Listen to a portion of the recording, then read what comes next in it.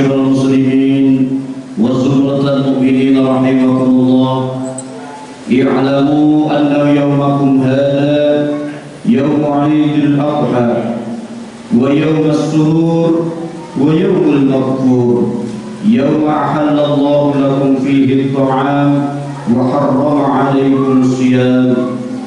إذا صعد الخطيب على المنبر أنصتوا واسمعوا وأطيعوا رحمكم الله، أنصتوا واسمعوا وأطيعوا رحمكم الله، أنصتوا واسمعوا وأطيعوا لعلكم ترحمون. اللهم صل على سيدنا محمد وعلى آل سيدنا محمد. اللهم قوم الإسلام من المسلمين والمسلمات والمؤمنين والمؤمنات الأحياء منهم والأموات ويسرهم على المعاندين.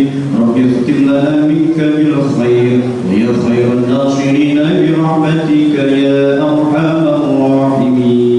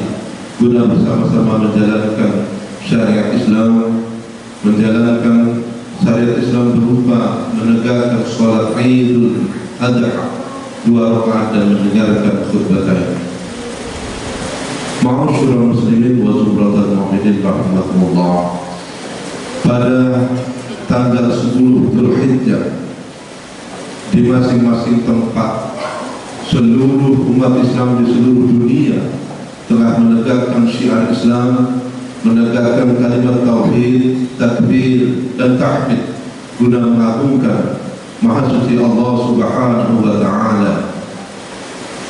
Dan pada bersamaan waktunya saudara-saudara kita yang menjadi tamu Allah Subhanahu wa taala telah menjalankan jamaah setelah semalam berangkat dari Arafah. Allahu Akbar, Allahu Akbar, walillahil hamd. Ma'asyiral muslimin wa zumratal mu'minin rahimakumullah. Idul Adha, Idul Nahar itu merupakan sebuah peristiwa momentum sejarah yang sangat spektakuler, merupakan peristiwa momentum yang sangat luar biasa dalam sejarah peradaban keislaman, di mana pada prosesi sebuah Idul Adha ini mengandung berbagai berjuta hikmah yang luar biasa, yang pada intinya kita diminta untuk melakukan muhasabah, diminta melakukan koreksi diri bagaimana perjalanan hidup kita dalam setahun terakhir ini. Apakah statistik amal soleh kita semakin naik ataukah semakin turun, ataukah kita datar-datar saja? Kalau kita amal soleh kita statistiknya semakin naik, maka itu adalah sebuah keberuntungan. Tetapi kalau amal soleh kita tetap saja dalam 1 tahun ini, maka itu adalah suatu kerugian. Dan kalau amal ibadah soleh kita semakin menurun, itu justru adalah orang-orang yang betul-betul merugi di dunia ini. Ma'asyiral muslimin wa zumratal mu'minin rahimakumullah. Idul Adha merupakan sebuah peristiwa pelajaran hikmah terbesar. Bagaimana makna keimanan yang hakiki itu dicontohkan oleh Nabiullah Ibrahim alaihissalatu wassalam. Bagaimana makna iman yang sebenarnya, al-iman yang sebenarnya, yang la syakka wa la raiba terhadap syariat Allah, itu dicontohkan luar biasa oleh Nabiullah Ibrahim. Nabiullah Ibrahim yang sekian puluh tahun merindukan kehadiran anak, kemudian oleh Allah dianugerahi anak, dan pada falamma balagha ma'u sa'ya, ketika sudah pada usia mencapai baligh, pada saat lucu-lucunya itu, kemudian datanglah perintah wahyu dari Allah melalui mimpi. Allah Subhanahu wa taala berfirman, "Falamma a'udzu billahi minasyaitonir rajim, falamma balagha ma'u sa'ya qala ya bunayya inni ara fil manam anni adbahuka fanzur madza tara." Qala ya abati if'al ma tu'mar satajiduni insyaallah minas sabirin. Pada ayat ini menggambarkan bagaimana Nabiullah Ibrahim mendapatkan perintah wahyu yang Allah lewatkan melalui mimpi. Disinilah kemudian pada tanggal 8 Dzulhijjah pertama kali, malam 8 Dzulhijjah pertama kali, Nabiullah Ibrahim mendapatkan perintah melalui mimpi ini. Nabiullah Ibrahim merasa syakun, merasa ragu. Disitulah setan kemudian datang menyerang Nabiullah Ibrahim. Wahai Ibrahim, mana mungkin Allah memerintahkan kamu untuk menyembelih anakmu, padahal Allah telah menegaskan melarang pembunuhan. Tidak mungkinlah Allah itu akan melanggar peraturan sendiri. Nabiullah Ibrahim ragu, logikanya masuk, nalar pikiran dan yang disampaikan, argumen yang disampaikan oleh setan itu masuk. Benar juga, Masya Allah, yang sudah memerintahkan, menegakkan untuk keadilan, tidak ada pembunuhan adalah dosa besar. Mana mungkin Allah akan memerintahkan itu. Maka tanggal 8 Dzulhijjah itu disebut dengan Yaum Tarwiyah. Karena Nabiullah Ibrahim ragu, dia masih mengedepankan nalar, logika dibanding imannya. Oleh karena itu pada tanggal berikutnya, malam 9 Dzulhijjah, Nabiullah Ibrahim kemudian didatangkan lagi perintah oleh Allah melalui mimpi untuk menyembelih putranya Nabiullah Ismail alaihi salatu wassalam. Pada saat itulah kemudian Nabiullah Ibrahim menyadari kalau ini betul-betul adalah perintah dari Allah yang harus ditegakkan. Semua nalar logika berpikir manusia harus dinomor sekiakan dibanding dengan keimanan. Kenapa? Memang tidak masuk akal, tapi itu akal manusia. Logika manusia, otak manusia itu sangat terbatas. Logika manusia hanya diisi oleh 2 hal dalam memori otaknya: apa yang dia lihat dan dia alami, dan satu lagi apa yang pernah dia baca. Begitu dia dihadapkan pada sesuatu yang di luar 2 hal itu, dia tidak pernah melihat, dia tidak pernah mengalami, dan tidak pernah dia membaca, maka dia tidak akan pernah punya bayangan seperti apa. Itulah keterbatasan logika manusia. Kalau saya tidak pernah datang kepada sebuah negara, maka ketika saya disebut nama negara itu, saya tidak akan pernah bisa membayangkan seperti apa negara itu. Lebih sederhananya, saya tidak pernah datang ke masjid ini misalnya, kemudian saya disebutkan masjid ini, saya membayangkan bentuk masjid aja saya tidak bisa. Kenapa? Di dalam memori otak saya itu tidak ada seperti apa gambarnya Masjid Baitul Amin, di mana lokasinya, warnanya apa dan sebagainya. Kenapa? Saya tidak pernah datang, saya tidak pernah mengalami, dan saya tidak pernah membaca dalam referensi. Allahu Akbar, walillahil hamd. Nabiullah Ibrahim sadar otak manusia, logika manusia itu bukan segala-galanya dan tidak boleh menjadi panutan dalam hidup ini. Yang harus menjadi imam dalam hidup ini adalah keimanan kepada Allah Subhanahu wa taala. Apapun apapun yang disyariatkan oleh Allah itu adalah yang terbaik untuk manusia. Oleh karena itu pada malam 9 Dzulhijjah, pada saat Nabiullah Ibrahim didatangkan perintah melalui mimpi itu dari Allah untuk menyembelih anaknya Ismail, maka Nabiullah Ibrahim arafah, dia mengerti, tahu ini bukanlah mimpi biasa, tapi ini betul-betul ra'yun sahihun yang datang minallah ta'ala. Ma'asyiral muslimin wa zumratal mu'minin rahimahullah. Disitulah kemudian Nabiullah Ibrahim muncul kesadarannya, muncul keimanannya, karena ini adalah betul-betul perintah dari Allah, maka apapun yang tidak diperintahkan oleh Allah harus dilaksanakan. Maka kemudian pada malam ketiganya, malam 10 Dzulhijjah, Nabiullah Ibrahim didatangkan lagi perintah Allah melalui mimpinya. Disitulah mantap Nabiullah Ibrahim yakin seyakin-yakinnya, la syakka wa la raiba fi, apapun perintah Allah itu wajib ditegakkan. Karena perintah Allah itu pasti benar adanya, perintah Allah itu pasti manfaat untuk manusia. Allah tidak membutuhkan ibadah dari manusia, tapi manusia yang membutuhkan ibadah untuk kemaslahatan dirinya. Maka pada tanggal 10 Dzulhijjah itu dilaksanakan penyembelihan Nabiullah Ismail yang kemudian disebut dengan Yaumun Nahar, Idul Nahar. Allahu Akbar, Allahu Akbar, walillahil hamd. Ma'asyiral muslimin wa zumratal mu'minin rahimakumullah. Apa pelajaran kedua yang bisa kita ambil dari peristiwa penyembelihan Nabiullah Ismail? Yang kedua, bahwa konsep kepemilikan yang selama ini kita adopsi, kita yakini, itu sesuatu yang harus kita koreksi kembali. Manusia lahir tidak membawa apa-apa dan tidak memiliki apa-apa.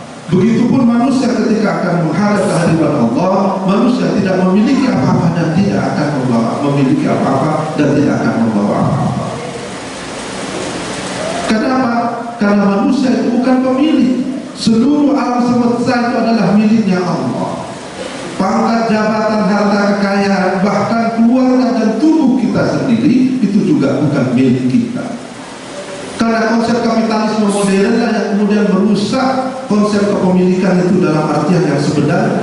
Kita merasa kekayaan itu adalah milik saya, jabatan itu adalah hasil usaha saya, keluarga dan seluruhnya itu adalah milik saya. Dia tidak sadar bahwa semuanya itu adalah amanah dari Allah. Tugas kita bukan untuk memiliki, tapi tugas kita untuk menjaga amanah itu dengan sebaik-baiknya. Karena kita merasa memiliki, maka kita masuklah penyakit-penyakit setan yang merusak hati kita. Ketika kita salah mengartikan amanah sebagai milik, maka itu adalah pintu kerusakan dalam kehidupan manusia. Apa itu? Masuklah pintu bakhil. Orang bakhil karena apa? Karena merasa memiliki ini atas usaha saya, maka semua itu milik saya, maka lahirlah dia bakhil. Lahirlah sifat sombong karena merasa memiliki lebih dari yang lain, dia perlu untuk riya, sum'ah dan sebagainya. Lahirlah sifat hasud, dengki dan sebagainya. Kenapa? Karena dia merasa tidak memiliki apa yang dimiliki oleh orang lain. Karena itulah adalah penyakit yang paling utama dalam kehidupan kita, adalah rasa memiliki terhadap sesuatu yang sebenarnya bukan milik kita. Allahu Akbar, Allahu Akbar, walillahil hamd. Yang terakhir, pelajaran terakhir yang bisa kita ambil dari ini adalah bagaimana kita harus diminta bersabar dalam kehidupan ini. Kenapa? Wasbir ala ma asabak, inna dzalika min azmil umur. Bahwa kesabaran itu adalah ciri mutlak dari seorang yang beriman. Sabar bukan dalam artian mengalah, sabar bukan dalam artian kalah. Sabar dalam artian adalah fi ta'atillah, selama menjalankan perintah Allah, apapun halangan, rintangan dan sebagainya, kita harus tetap istiqomah menjalankan perintah Allah. Itulah makna dalam sebenarnya dalam arti sabar. Demikian ma'asyiral muslimin wa zumratal mu'minin, khutbah yang bisa saya sampaikan dalam kesempatan yang sangat singkat ini. Semoga kita semua bisa mengamalkan, bisa mengambil hikmah dari apa yang telah kita ambil pelajaran dari peristiwa penyembelihan Nabiullah Ismail yang dilakukan oleh abahnya Nabiullah Ibrahim alaihissalam, sehingga kita lahir sebagai Id yang merdeka, yang qudhiyah, merasa terlepas dari rasa kepemilikan. Kita tingkatkan amal kita dan kita sabar dalam menjalani kehidupan ini. Demikian barakallahu li wa lakum fil Qur'anil Karim wa nafa'ani wa iyyakum bima fihi minal ayati wa dzikril hakim. Aqulu qawli hadza wa astaghfiruh innahu huwal ghafurur rahim.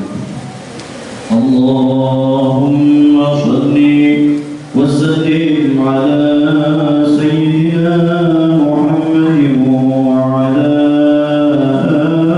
ali sayyidina